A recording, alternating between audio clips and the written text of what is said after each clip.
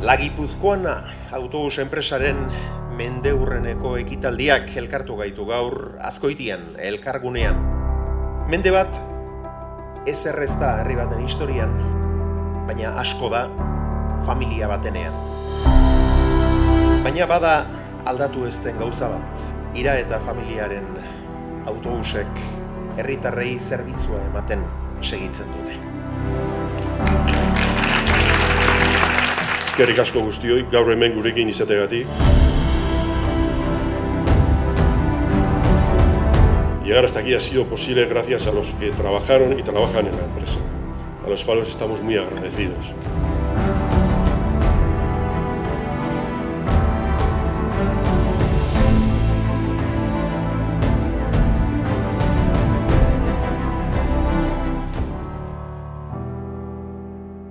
Gure aurreko egin duten lan handiari esker gaude hemen, eta baita beste askoren laguntzari, eta hori eskertzera etorri naiz gaur.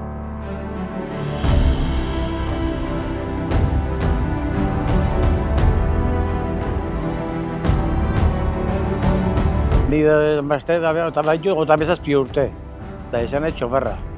Hasi kome zarrakin eta goingo modernu egine bai.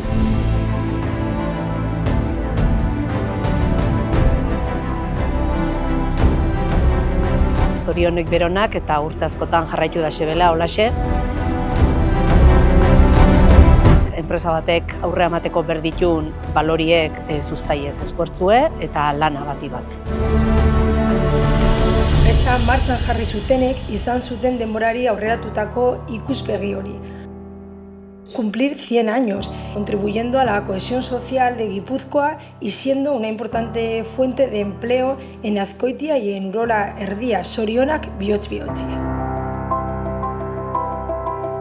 Gaur egun trena aspaldi desagertu zen, baina autobusa jarraitzen dute lotzen egunero Azkoitia, Azpeitia, Zestua, Urola Baiara. Parece mentira que alguien se atreviese a montar en aquellos autobuses de carrocería de madera.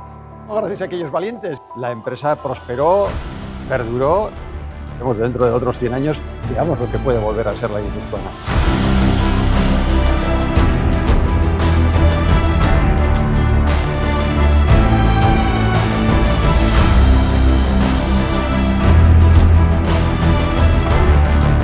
Gipuzkoako Foru Aldundiaren izenean gure zorionak, gure aitortza egin duten ahaleginagatik.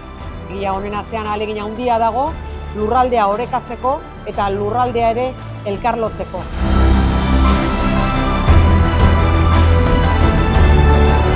Azkenik esan, aurrera begira gaudela, ez gaudela geltoki honetan geratu nahi. Eta lehen izendatu ditugunekin, instituzio, erakunde, kolaboratzaile, bezero, familia eta lagun guztien batera aurrera segitzen nahi dugula. 100 urte motx geratu zaizkigu. Eskerrik asko, Anoi.